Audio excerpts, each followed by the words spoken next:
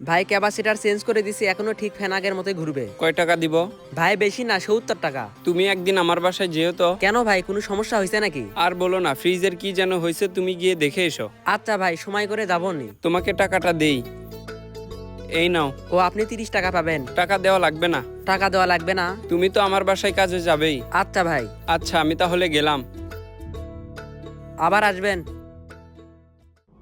ভাই সব কাস্টমার তো ওই জোবাইরের দোকানে যাচ্ছে, সেটাই তো দেখতেছি। এখন কি করবেন? কি যে করিস সেটাই ভাবতেছি। দোকান ভাড়া বাকি, তোকে এখনো বেতন দেইনি। এইভাবে চললে হবে না, কিছু একটা করা লাগবে। গুলটে, হ্যাঁ ভাই। আমি নামাজ পড়তে গেলাম, তুই একটু দোকান দেখে রাখিস। আচ্ছা ভাই। আর হামিদ ভাইয়ের ফোন ডয়ারে ঠিক করে রাখছি, এলে দিয়ে দেস। ঠিক আছে ভাই, টাকা নেবো কি? টাকা নেওয়া লাগবে না, টাকা দিয়ে গেছে। ঠিক আছে ভাই, ফোন দেবো নি। আমি তাহলে গেলাম। এভাবে চললে আর হবে না, দেখা যাবে আর কয়দিন পর আমাদেরকে ভিক্ষা করে খাওয়া লাগবে। তাহলে এখন কি করবেন? সেটাই তো ভাবতেছি। আমাদের দোকানে একটা কাস্টমার আসে না, সব কাস্টমার ওই জোবাইরের দোকানে যায়। এমন যে কেন হচ্ছে? আপনার জন্যই তো হচ্ছে। আমার জন্য হচ্ছে? কয়েকদিন আগে আমাদের দোকানে একটা কাস্টমার আসছিল, এসে বলতেছে ফোন দেয় নাকি কথা বলা যায় না। আপনি ফোন চেক করলেন, ফোনের কোনো সমস্যাই ছিল না, সিম কার্ড উল্টো করে লাগানো ছিল। আপনি ভুলভাল বুঝিয়ে তার থেকে 500 টাকা নিছেন। আমার মা বলে যে মানুষকে ঠকায় সে কখনো উন্নতি করতে পারে না। 5 মাস হলো আপনার দোকানে আমি কাজ করি, আমি দেখছি আমাদের দোকানে যে কাস্টমার একবার আসছে সে কখনো দ্বিতীয়বার আসেনি। এর কারণ কি? কারণ আমরা কাজ করি কম, পেমেন্ট নেই বেশি। এখন কি করব সেটা বল। ভাই আপনি যদি ব্যবসা ভালোভাবে করতে চান তাহলে জোবাইরকে ওই বাজার থেকে সরানো লাগবে। বাজার থেকে সরানো তো সম্ভব না, অন্য কোনো উপায় ভাব। অন্য কোনো উপায়? ভাই আমার কাছে একটা বুদ্ধি আছে। বল দেখি। চলেন ভাই আমরা কবিরাজের কাছে যাই। কবিরাজের কাছে গিয়ে কি করবি? তুই তো ভালো বুদ্ধি দিছিস। চলেন ভাই এখনই যাই। চল। জীবনে যতই খারাপ অবস্থায় থাকিস না কেন, কোনো সময় হতাশ হবি না।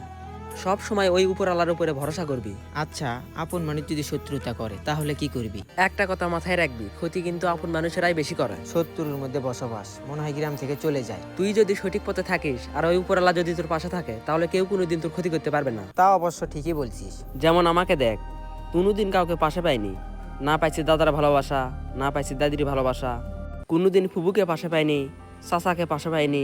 শত্রুদের সাথে বসবাস করে আজকে এত দূর।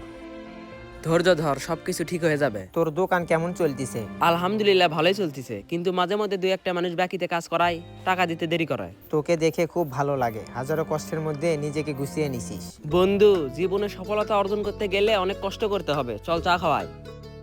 কাজ কাম তো ভালোই করতেছিস, এবার বিয়ে শাদী কর। মেয়ে খোঁজে।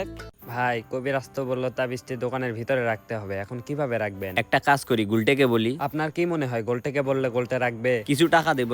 আমার মনে হয় না গোলটাকে কাজ করবে। তাহলে যে কিভাবে রাখা যায়? ভাই আপনি কোনো একটা কাজে ওর দোকানে যান, গিয়ে রেখে আসবেন। এভাবে কি রেখে আসা যায়? অন্য কোনো উপায় ভাব। অন্য কোনো উপায়? ভাই আমি একটা বুদ্ধি পাইছি। বল দেখি। ছোট একটা ফুলদানি নেবেন, ওর ভিতরে তাবিজটি রাখবেন, রেখে ওর দোকানে গিয়ে দিয়ে আসবেন। ও যদি জিজ্ঞাসা করে ফুলদানি কেন দিচ্ছি, ভাই আপনি বলবেন এই ফুলদানিটি আমার মা তৈরি করছে, প্রত্যেকটা দোকানদারকে একটা করে দিচ্ছি। তুই তো ভালো বুদ্ধি দিছিস। ভাই চলেন। 500 টাকাতে ফ্যান ঠিক করলাম, এখন আর ঘুরতেছে না। কার কাছে ফ্যান ঠিক করছিস? কার কাছে? আবার রাজুর কাছে। তুই কি আর মানুষ পাসনি? কেন ভাই? ও তো কাজ ভালোভাবে করে না, শুধু বেশি টাকা নাই। এখন কি করি বলেন তো? তুই একটা কাজ কর, রাজুর কাছে যাস না, জুবাইরের কাছে যা, আমি ওখান থেকে সব কাজ করি। রাব্বি ভাইয়ের কাছে চার্জার কয় টাকা বিক্রি করছিস? কি হলো, কথা বলিস না কেন? ভাই 150 টাকা। 150 টাকা কেন বিক্রি করছিস? এই প্রোডাক্টটি আমাদের কিনা 80 টাকা, তুই 100 টাকা বিক্রি করবি, 150 টাকা কেন বিক্রি করছিস? ভাই আপনার তো লাভই হয়েছে। আমার লাভ হয়নি, উল্টো আরো লস হয়েছে। ভাই লস কেমনি হলো? 80 টাকার জিনিস 150 টাকা বিক্রি করলাম। আমি এখানে ব্যবসা একদিনের জন্য করতে আসিনি। রাব্বি ভাই যদি জানতে পারে তুই চার্জারের দাম বেশি নিছিস, তাহলে কি আর এখানে আসবে? আর যেন এরকম না হয়, ধর এটা রাখ।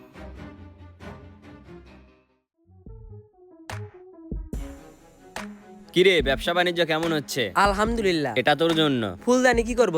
এই ফুলদানি আমার মা বানাইছে, প্রত্যেকটা দোকানদারকে একটা করে দিচ্ছি। কি বলিস? এত সুন্দর ফুলদানি তোর মা বানাইছে? আমার তো বিশ্বাসই হচ্ছে না। দোকানের সামনে সাজিয়ে রাখিস, আমার মা খুশি হবে। অবশ্যই সাজিয়ে রাখবো, ফুলদানিটি অনেক সুন্দর হয়েছে। আচ্ছা থাক, তুই কাজ কর। আচ্ছা যা। তাবিজ করেও তো কোনো কাজ হলো না, সব কাস্টমার ওর দোকানে। বুঝতে পারছি সততার সাথে ব্যবসা করা লাগবে। আসলেই ভাই যার পাশে আল্লাহ আছে তার কখনো ক্ষতি করা যায় না।